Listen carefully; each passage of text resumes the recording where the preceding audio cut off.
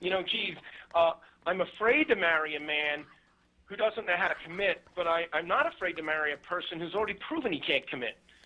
I don't get that. A more realistic logic for this, and I've studied this, is that some men are just on different schedules. Don't think of it as never. I don't think of myself as never married anymore. I said, you know what? I was on a different schedule. There were things in my life that were important. I wasn't avoiding marriage. I just wasn't thinking about it. And a lot of the guys in the book were like that. They had a career. They were doing this. And so, if the women want to stay clear of these guys, great. But I got to tell you, there's some diamonds in the rough in this, and I consider myself one of them. That one lucky girl took a chance on, and I think they're crazy. Well, are you still single, and how old are you now, Carl Weisman? I'm 1 year older, so I did just hit the big 50, and but I'm still with the same woman, and I do see us being together forever. When we make it official, maybe a year or so, but I don't see any other woman in my future besides There's her. a glimmer. Everybody is smiling here in the studio. You should see the smiles. They're all being yentas. Carl, I wanted to ask you, something interesting happens. Something very interesting happens, Carl, to women when they get to be 33, 34, 35. It's called the biological clock. And they hear it going tick, tock, slam, bang, oh my God. So women's clocks are different from men who just didn't figure out, well, it's not time, I was busy careering or partying or exploring whatever.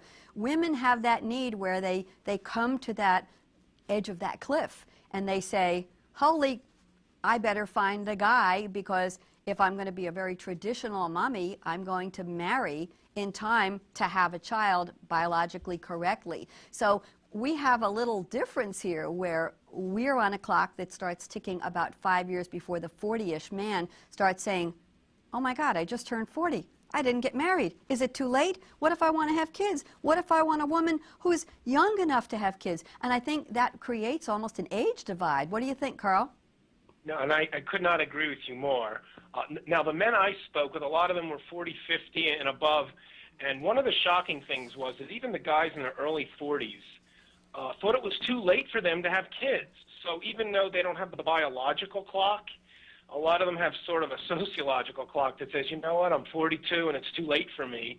There you go. But you're right. I absolutely respect, the woman's biological clock. And I got to tell you, in some regards, this women's liberation that's happened over the last 50 years has not served women very well. It's given them power. It's given them options. It's given them all kinds of stuff.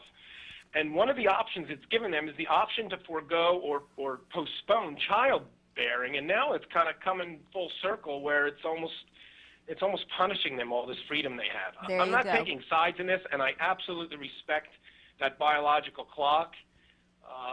I've never wanted children, so I don't relate to it, but I absolutely respect it. Carl Weisman, you have one parting shot before we bring Sharon Rivkin on the line. So why don't you say your parting shot about how should we regard in their best possible way men who have never married? Should we give them a fair shot and say, hey, they still have wonderful qualities and they'll learn to argue? You know what? These men, let me tell you something about these men. These men are heroes. They're seen as commitment phobes and playboys and losers, but let me tell you something. These men have had the courage to do what most divorced men didn't, which was to say, I'm not ready, I respect the sanctity of the institution of marriage, and I'm not going to desecrate it by doing something I'm not yet prepared to do.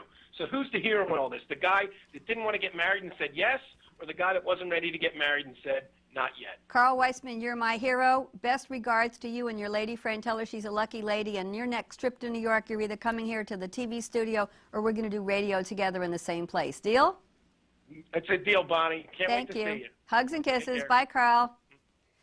Okay, there I am, front and center. We're going to welcome our next guest. I'm going to swap books here, and we're going to put her book up, and I'm going to flip pages, and let's bring on my second guest. Her name is Sharon Rivkin, and she wrote the book, The First Argument. Sharon, hello. Hello, Bonnie. How are you? Hi, sweetheart. I'm fine. I keep thinking I'm missing my headset because I feel like I'm doing radio. I'm having so much fun here. Sharon, good. This is our 300th show, and yeah, they're trying to get your book up. You're beautiful, beautiful. Sharon, I must tell you, my whole crew has been looking at your picture for the past hour and saying, who is that very attractive lady? So Oh, you're a well, big thank celebrity here. you. So talk to me. You wrote a book called The First Argument about the source, the root of intimate conflict in relationships. What was your experience that led you, as a family therapist for over 20 years, Sharon, what led you to actually put pen to paper and write a book about this? Well, it was so helpful to me in my own relationship that I was struggling with to figure out a way to understand it better when I started to look at the first argument that I had with my partner at the time and how that argument kept repeating itself and never getting resolved. And I just realized the importance of it, and then started to try out my theory with a lot of the couples that I work with, and saw that it was such a great way to help people make sense out of a very chaotic situation like fighting all the time, and have a process to do that can help them understand their fights and actually not keep having the same ones. Well, Sharon, I noticed that in your book, and when we spoke on the radio show last year, you talk about some of the little things that really tick people off, that explode in their faces. And one of the keys to the fact that you've had one of those relationship-changing arguments is when somebody says something that on its own sounds very ordinary or simple or no big deal, such as, who cares?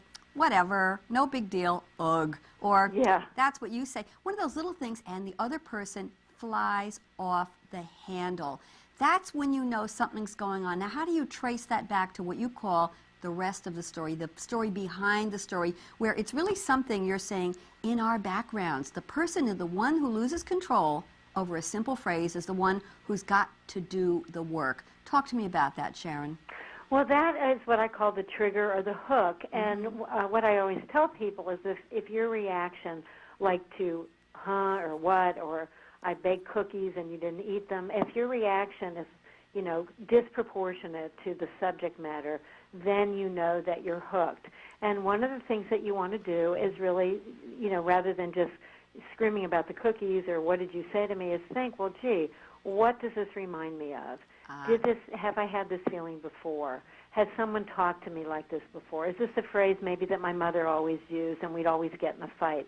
So you want to remember back to your childhood, because that's the origin of that trigger and that hook. And once you can remember that and look at that, then the next time you get hooked, you won't just automatically blame your partner. You'll look inside yourself and go, okay, what just happened and what do I need to say about that? And you can say, hey, I just got hooked. This bothers me, rather than you always call me names and you don't love me, which is where a lot of arguments go, and then they go downhill from there. Now, Sharon, let's turn it around. We just have a couple minutes, and I'm so thrilled to have you on the line with me. We have a couple minutes, but what happens if somebody says something that creates an argumentative situation over and over and over, and what they say makes no sense, and you think there is a root in their childhood that's causing them? Let me give you a quick example. You're in the kitchen working side by side with your partner, your loved one. You're making dinner together, and they look at you and say, get out of here. You're in my way. You're bumping into me. I want to have full control of the kitchen. Leave. And you say, huh? And it happens over and over again. Would that be something from that person's past where maybe they were pushed out of a kitchen by a mom or a dad or a grandma who didn't want to include them in the loving experience of preparing a meal? Is it fair game to say to the person, let's sit down and talk about why you keep saying that? Absolutely, absolutely. Because rather than reacting to that of how dare you kick me out of the kitchen, if your partner is reacting so strongly, that's your clue that something beyond just the kitchen is going on. And you could say, hey, this seems to really bother you, and let's talk about it. Did something happen? Am I reminding you of somebody? You can get into an intimate conversation instead of a fight, because usually you'll just react and then the other person reacts. So my whole idea of the first argument and the first argument technique is to take it out of the fighting realm and really talking about what's really going on inside, and that creates intimacy. And Sharon, something I was so amazed at when you were on my radio show last year, and I mentioned this in the intro, and I know you weren't on the phone then, but what's interesting is that you say most couples, if they think about it, I'm guessing women more than men, if they sit down and think about it, will remember the first earthquake-level argument in that relationship. Do you find that 90% of the time, 95% of the time? I'd say 95% of the time, and interestingly enough, it's both the men and the women that remember.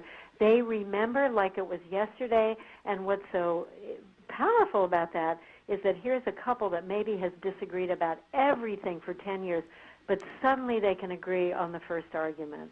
And that's a very powerful place to begin therapy, You know, and to Sharon, begin the healing process. it reminds me of the song Marie Chevalier and Hermione Gingold. Maybe it was from Gigi or one of those wonderful French overtone movies that I grew up with. It was the song, Yes, I Remember It Well. It was a night, it was in May, you were so blue, we were so gay. And she